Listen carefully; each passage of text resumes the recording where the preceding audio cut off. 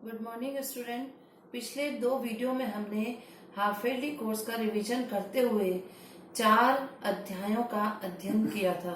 बच्चों, हम पिछले 2 वीडियो में 4 पाठ पढ़ चुके हैं और उनका हमने रिवीजन किया है। मैं उम्मीद करती हूँ कि आपने अपनी होमवर्क कॉपी में क्वेश्चन आंसर लिख लिख कर याद कर लिए होंगे। तो बच्चों, उसी के अंतर्गत आज हम आखिरी चैप्टर हमारा पाठ 7 और व्याकरण का रिवीजन करेंगे। तो बच्चों, चलिए हम सबसे पहले पाठ 7 पोंगल उत्सव का अध्ययन करते हैं। बच्चों, इस पाठ के अंतर्गत हमने संधि का प्रयोग जाना था कि किस प्रकार से संधि का प्रयोग किया जाता है।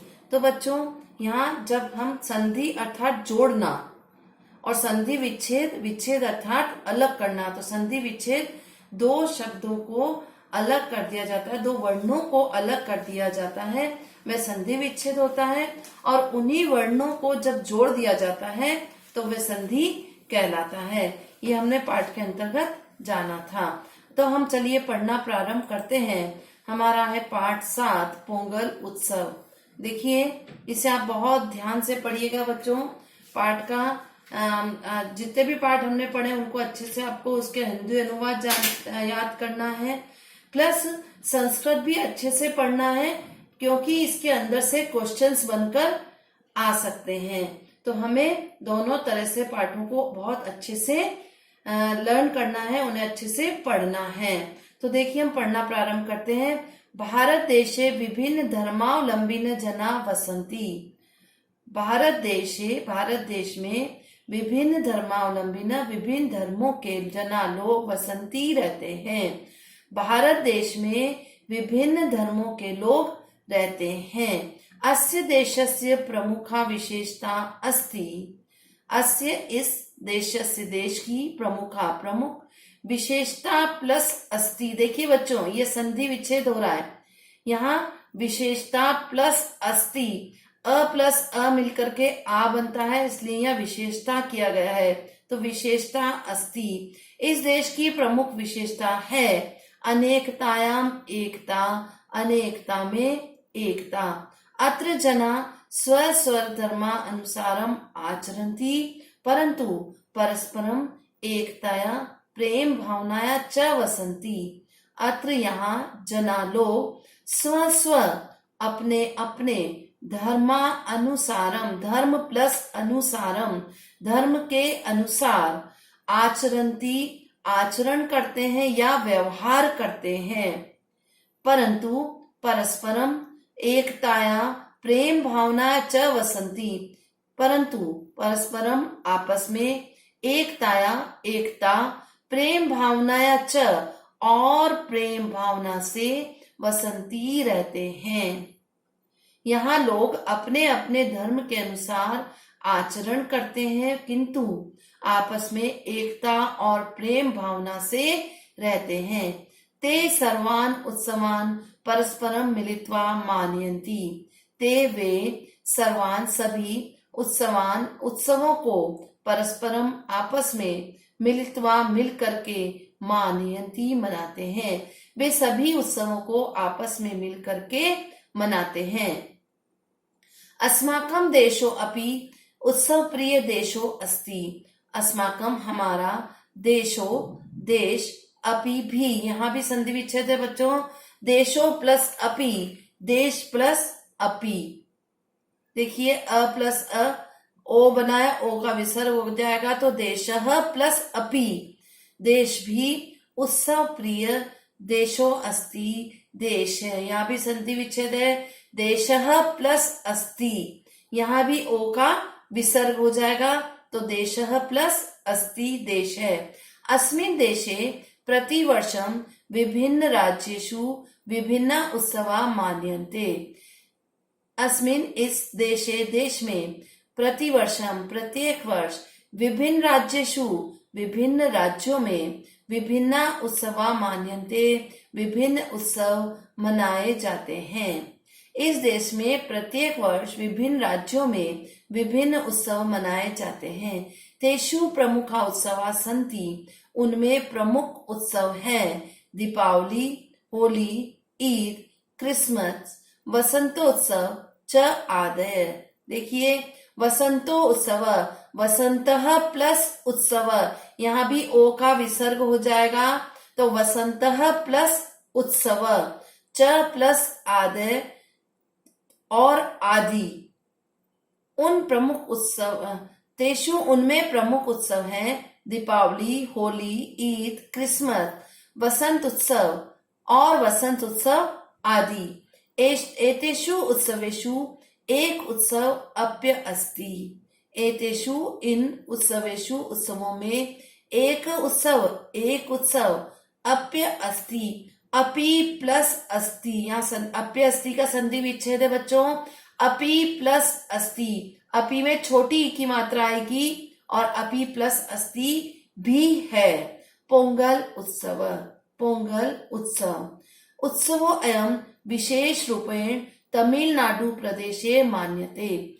यहाँ देखिए उत्सव प्लस अयम, उत्सवो अयम, संधि विच्छेद देखिए उत्सवो अयम का, उत्सव प्लस अयम, जहां भी ओ है बच्चों उसका विसर्ग हो जाएगा और प्लस करके अयम जो आगे का वर्ड है वो आ जाएगा।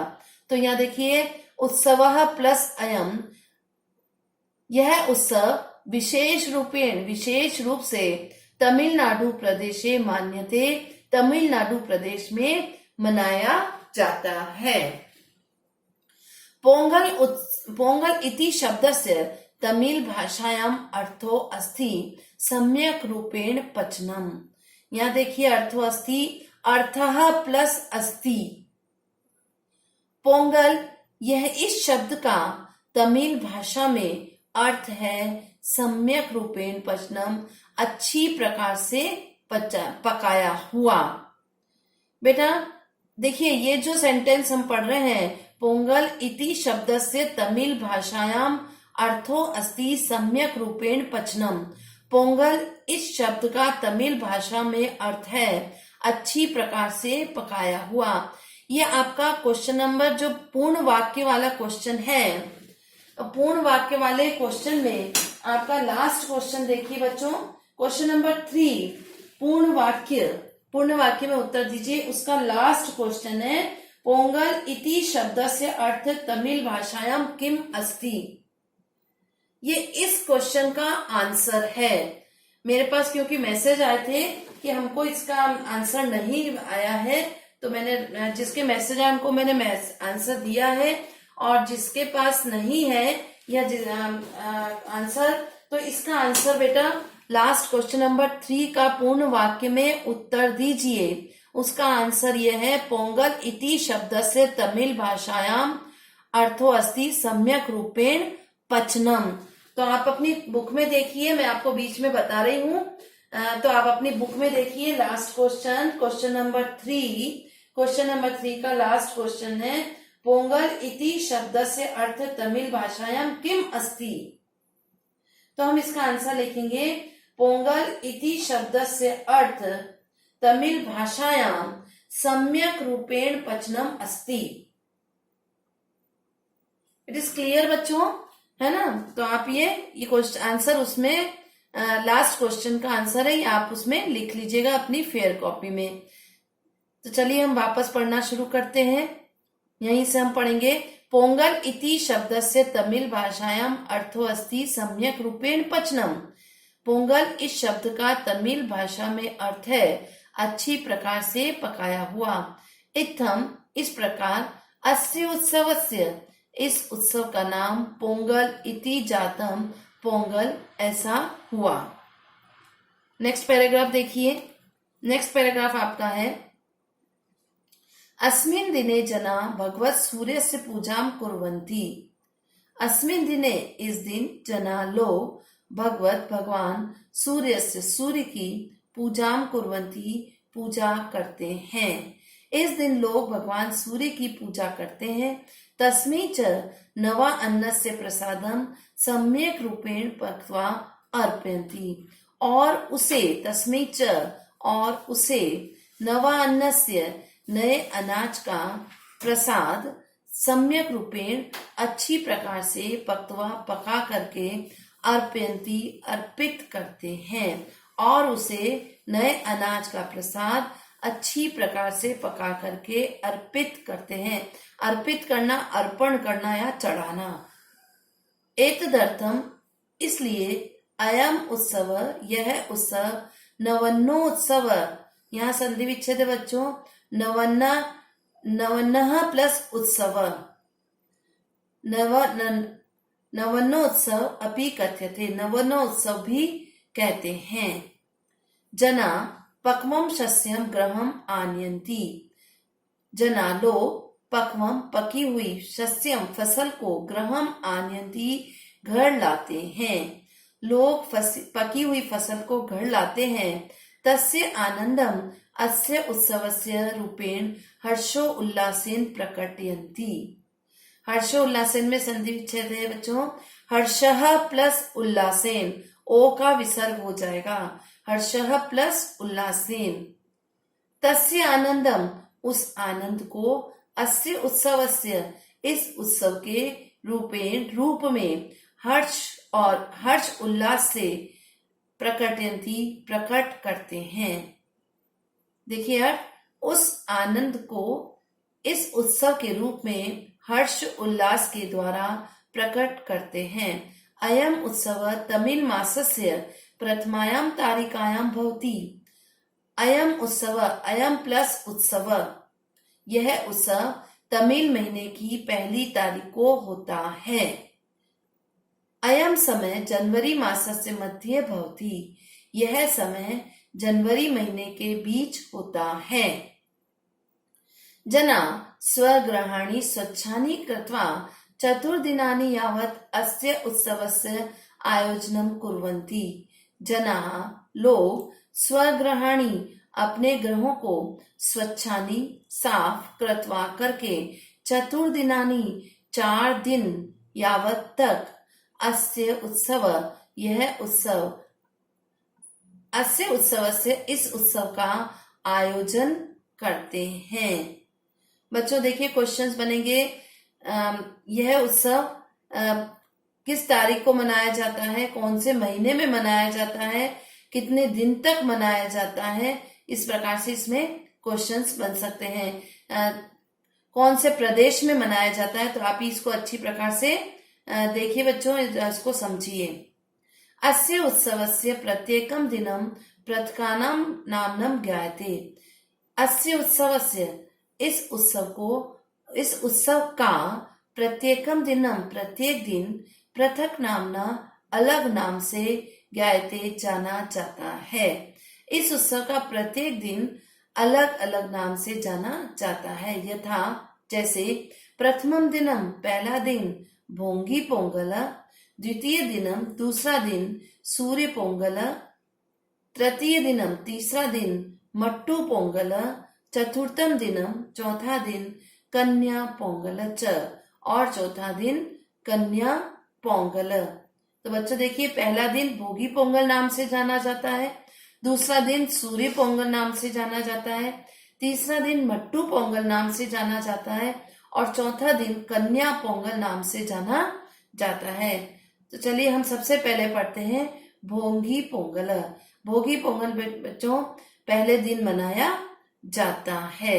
तो देखिए इस दिन लोग क्या करते हैं और कैसे मनाते हैं। अयम उत्सव प्रथमे दिने मान्यन्ते, यह उत्सव पहले दिन मनाया जाता है। अस्मिन् दिवसे जना गृहस्य जीर्णानि वस्तूनि अग्नौ ज्वालयन्ति, इस दिन लोग घर की पुरानी, जीर्णानि पुरानी, वस्तुओं को अग्नि में जलाते हैं। इस दिन लोग घर की पुरानी वस्तुओं को अग्नि में जलाते हैं। जना अस्मिन् दिने अग्निं प्रज्वाल्य तं परितः नृत्यं कुर्वन् भोगी कुट्टू इति वादयन्ति। जना लोग अस्मिन् दिने, इस दिन, अग्निं प्रज्वाल्य, अग्नि जला करके, तम परितः, उसके चारों ओर, नृत्यम कुर्वन, नाच करके, भोगी कोट्टू नामक वाद्य बजाते हैं।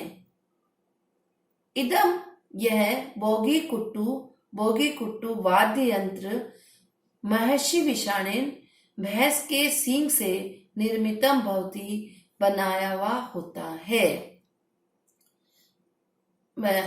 पुनः देखिए, लोग इस दिन अग्नि जला करके उसके चारों ओर नाच करते हैं, नाचते हैं, वो और बोगी कुट्टू वाद्य बजाते हैं।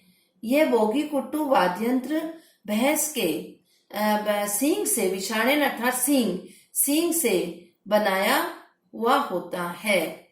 नेक्स्ट देखिए बच्चों, नेक्स्ट आपका आता है सूर्य पोंगल। देखिए, दूसरे दिन सूर्य पोंगल मनाया जाता है। तो देखिए किस प्रकार क्या करते हैं वहां के लोग उस दिन। अयम उत्सव द्वितीय दिने भवति, यह उत्सव दूसरे दिन होता है। अयम उत्सव भगवते सूर्याय अर्पिता भवति, यह उत्सव भगवते भगवान सूर्य के लिए अर्पित होता है। ग्रहेषु महिला मृत्तिका पात्रेषु नव तंडुले इक्षु पाकेन सह च विशेष रूपण पायसम पचन्ति।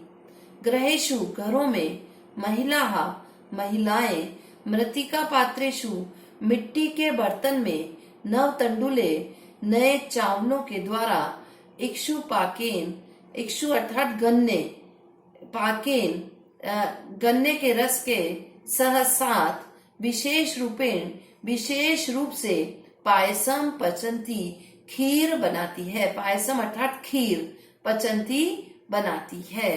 पुनः देखिए, घरों में महिलाएं मिट्टी के बर्तन में नए चावलों के द्वारा गन्ने के रस के साथ विशेष रूप से खीर बनाती है। इदम पायसम जना सूर्य देवाय अर्पयन्ति, इदम यह पायसम खीर जना लोग सूर्य देवाय, सूर्य देवता के लिए अर्पयन्ति अर्पित करते हैं, अर्पण करते हैं।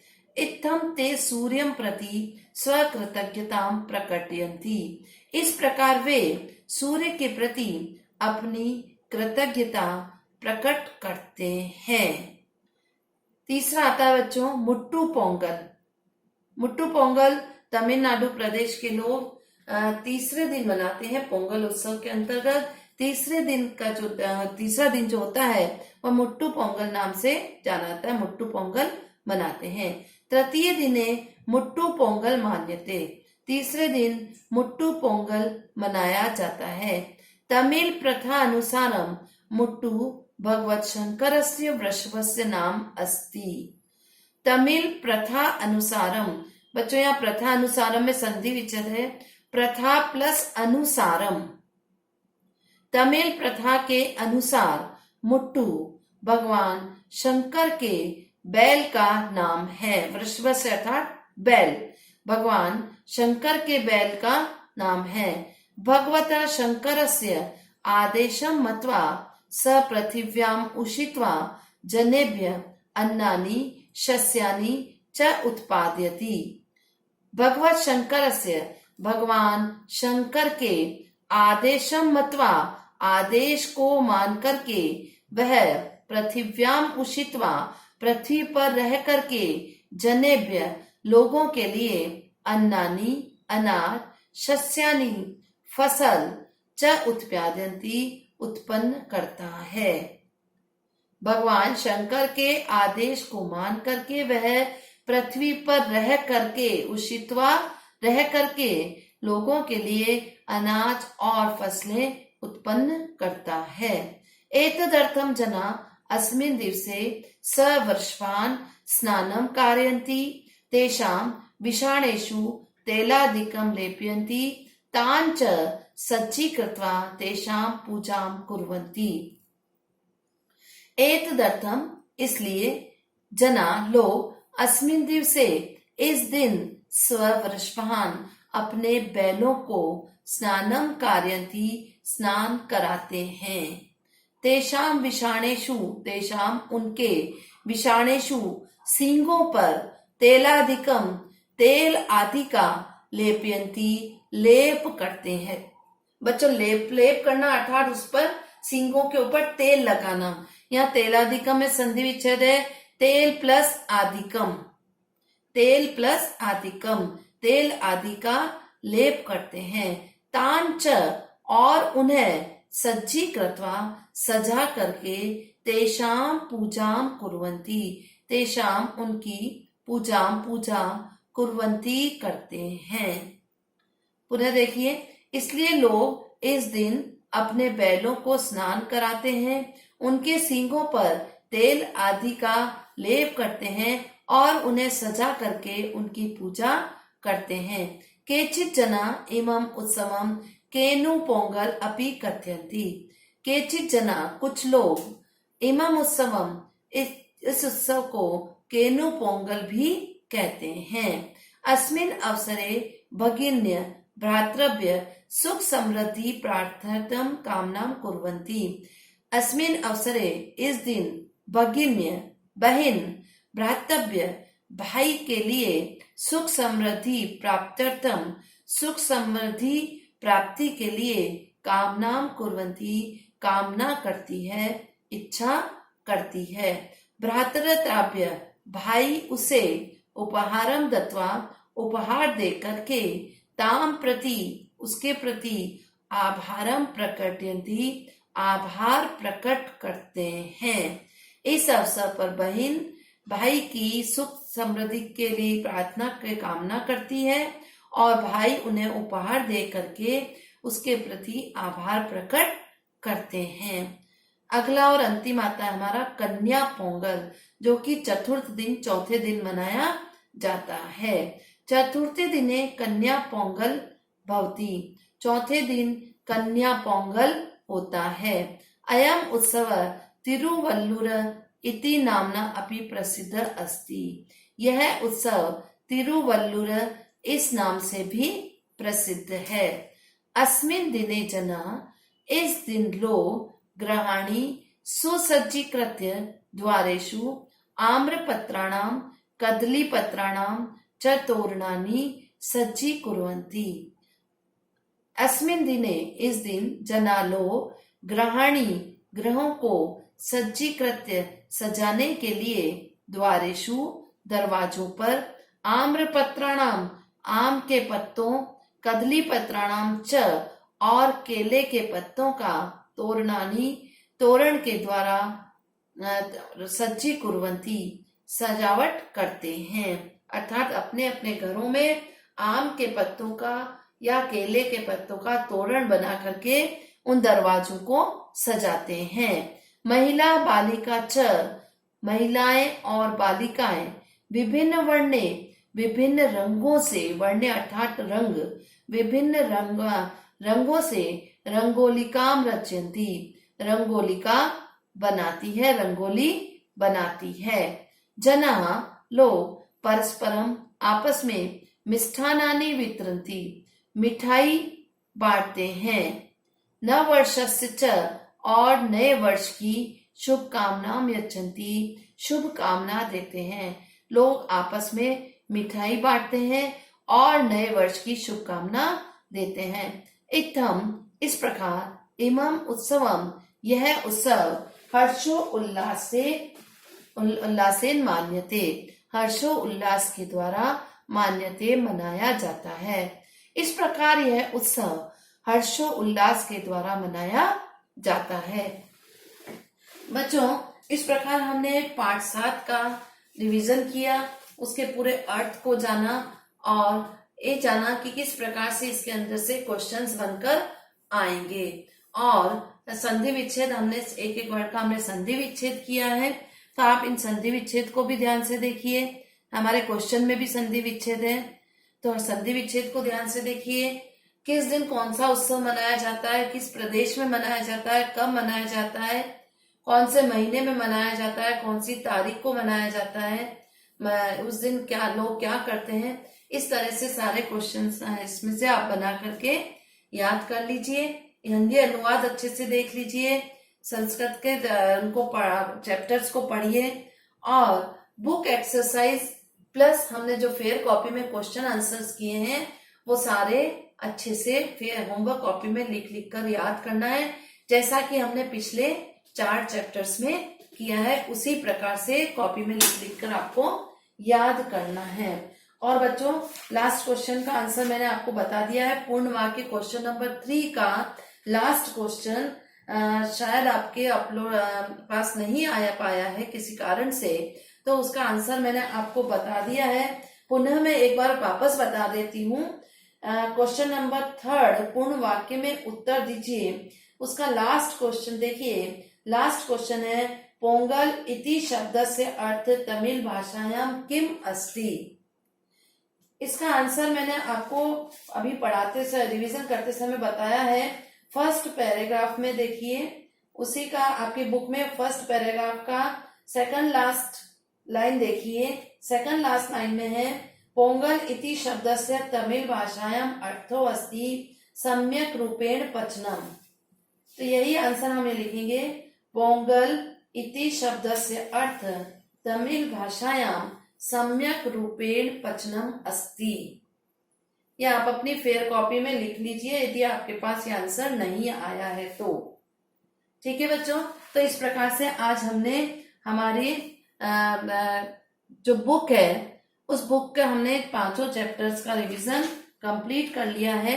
अब आपको बहुत अच्छे से इनको लर्न करना है, चैप्टर्स को भी अच्छे से पढ़ना है, हिंदी अनुवाद अच्छे से करना है, श्लोकों को अच्छे से अनुवाद उनका देखना है, और जितनी भी हमने एक्सरसाइज के लिए चाहे वो बुक में है चाहे फेयर कॉपी में है उनको भी अच्छे से लर्न करना है।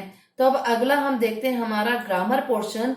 बच्चों देखिए ग्रामर का सिलेबस मैंने आपको दे दिया था, पुनः एक बार आप फिर देख लीजिए। विलोम शब्द पेज नंबर 91 पर 1 to 20 आपको लर्न करना है। पर्यायवाची शब्द पेज नंबर 92 पर, ये भी आपको 1 to 20 लर्न करना है। संख्यावाचक शब्द पेज नंबर 117 पर, ये आपको 1 to 25 लर्न करना है।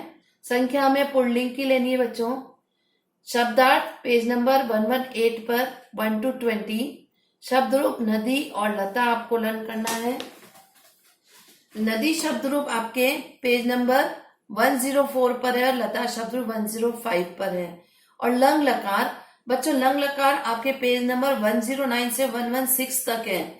तो इसमें आपको मैंने स्टार्टिंग में मैंने लंग लकार के प्रत्यय याद करवाए थे बच्चों, तो आप केवल उन प्रत्यय को याद करिए और प्रत्यय याद करके कोई भी धातु आती है उस धातु को प्रत्यय के आगे लगा दीजिए और सबसे पहले अ लिख दीजिए। तो इस प्रकार से आपका लंग लकार याद हो जाएगा। आपको सारे धातु रूप याद करने की जरूरत नहीं है, केवल आपको उसके प्रत्यय याद करने हैं। आप पुनः वो जो आप फर्स्ट वाला देखिए, मैंने रिवीजन में भी आपको बताया था। तो लंग लकार हम यहाँ पर वापस रिवीजन में नहीं लेंगे, हम 2 बार उसका रिवीजन कर चुके हैं। आपको केवल प्रत्यय याद करने हैं। तो चलिए हम देखते हैं विलोम शब्द। आपकी बुक में देखिए 1 to 20 तक विलोम शब्द है। समीपम, दूरम, प्रकाश, अंधकार, कुशल, अकुशल, धीर, अधीर, लाभ, हानि, वीर, कायर, ज्येष्ठ, कनिष्ठ, देव, दानव, रात्रि, दिवस, योग्य, अयोग्य, उद्यमी, अलस, दानी, कृपण, विद्वान, मूर्ख, मित्रम, शत्रु, कटु, मधुरम, हिंसा, अहिंसा, शिष्ट, अशिष्ट, आय, व्यय, कीर्ति, अपकीर्ति, सार्थक, निरर्थक। तो बच्चों आपको अभी केवल आपके हाफेली कोर्स में 20 तक विलोम शब्द है, आपको यहां तक ही अभी याद करना है। नेक्स्ट हम जाते हैं, नेक्स्ट हमारा आता है पर्यायवाची। तो बच्चों पर्यायवाची आपको ये तीनों लर्न करने हैं। जैसे इंद्र का शक्र, देवेंद्र, सुरपति, अग्नि, अनलः, पावक, वहनी, वायु, समीरः, अनिलः, पवनः, राजा, नृपः, भूपतिः, नरेशः, पुत्री, सुतः, आत्मजा, तनया, खग खेचरः पक्षी विहंग मेघ जलदः घन वारिदः भ्रमरः मधुपः भृंग मधुकरः रात्रि निशा रजनी यामिनी नयनम चक्षुः लोचनम नेत्रम कमलम पंकजम नीरजम सरोजम भूमि धरा वसुंधरा वसुधा नदी सरिता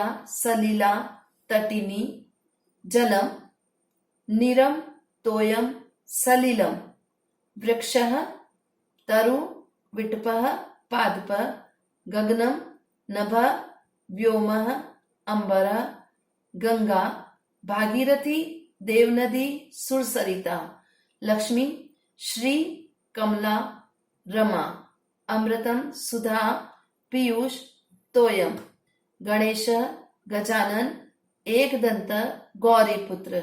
तो बच्चों आपको पर्यायवाची भी केवल 1 to 20 ही याद करना है। नेक्स्ट देखिए, नेक्स्ट हम जाते हैं हमारे शब्दार्थ की ओर। शब्दार्थ भी आपका 1 to 20 है।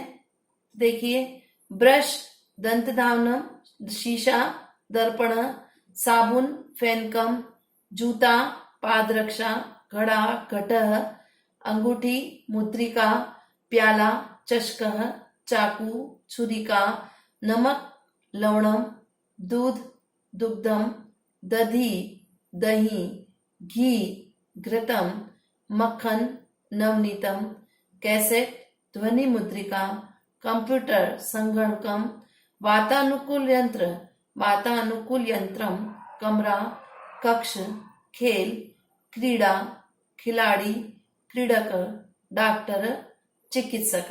तो इस प्रकार से हमें इनका हिंदी से संस्कृत और संस्कृत से हिंदी दोनों ही अर्थ हमें आने चाहिए। दोनों तरह से शब्दार्थ पूछे जा सकते हैं कि ब्रश को संस्कृत में क्या कहते हैं या दंत धावनम को हिंदी में क्या कहते हैं। इट इज क्लियर बच्चों कि शीशा को संस्कृत में दर्पण कहते हैं, तो दर्पण को हिंदी में क्या कहते हैं, तो हम आंसर देंगे शीशा। इस प्रकार से दोनों तरह से हमको याद करने हैं। नेक्स्ट चलते हैं हम। नेक्स्ट हमारा है संख्या। संख्या बच्चों आपको पुल्लिंग की याद करनी है, जैसा कि हमने देखा था 1 से 25 तक संख्या आएगी। तो आपको ये 1 द्वौ त्रय चत्वार पंच षष्ठ सप्त अष्ट नव दश एकादश द्वादश त्रयोदश चतुर्दश पंचदश षोडश सप्तदश अष्टादश एकोनविंशति विंशति एकविंशति द्वाविंशति त्रयोविंशति चतुर्विंशति पंचविंशति। इस प्रकार से 1 से लेकर 25 तक की आपको संख्या याद करनी है। नेक्स्ट देखते हैं हम हमारा नदी और लता शब्द रूप। ये आपको याद करने हैं बच्चों। नदी शब्द रूप देखिए, जैसे नदी नद्यो नद्यः, ये प्रथमा से लेकर सप्तमी विभक्ति तक है। तो इसको देखिए ऐसे याद करेंगे। प्रथम विभक्ति नदी नद्यो नद्यः, द्वितीय विभक्ति नदीम नद्यो नदी, तृतीया नद्या नदीभ्याम नदीभिः, चतुर्थी नद्ये नदीभ्याम नदीभ्यः, पंचमी नद्या नदीभ्याम नदीभ्यः, षष्ठी नद्याः नद्यो नदीनां, सप्तमी नद्याम नद्यो नदीषु। आपको केवल प्रथमा से लेकर सप्तमी तक की विभक्तियां याद करनी है। ये बच्चों ये आपको कॉपी में अपनी होमवर्क कॉपी में लिख लिख कर याद करिए। लिख लिख कर याद करने से ही ये याद होगी। नेक्स्ट है लता। लता स्त्रीलिंग है, इसलिए ये इससे अलग चलेगी।